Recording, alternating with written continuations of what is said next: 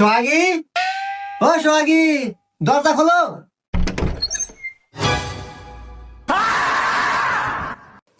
বউ, তোমার হাতে জাটা কে?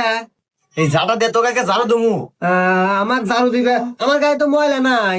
এই হারাম দাদা, তো কবে থেকে বলতে শীত পড়ে গেছে, আর এই শীত আমি থেকে পারি না, আমার অনেক কষ্ট হয়। এই যে কোনো একটু ব্যবস্থা করবো, তারপর ঘরে ঢুকবো, তার আগে তো ঘরে জায়গা নাই। বউ, তুমি আমাকে আর কতদিন সময় দাও, আমি একটা ব্যবস্থা করবানি। তোর আর একদিনের সময় নাই, ব্যবস্থা করবো তারপর বাড়িতে আসবো, তার আগে তো বাড়ি জায়গা নেই, যা বাড়াই না। বউ আমাকে গাড় ধাক্কা দিয়ে বাড়ি থেকে বের করে দেয়, এই কথা আমি কাকে গিয়ে বলবো? আসলে মান সম্মানের ব্যাপার।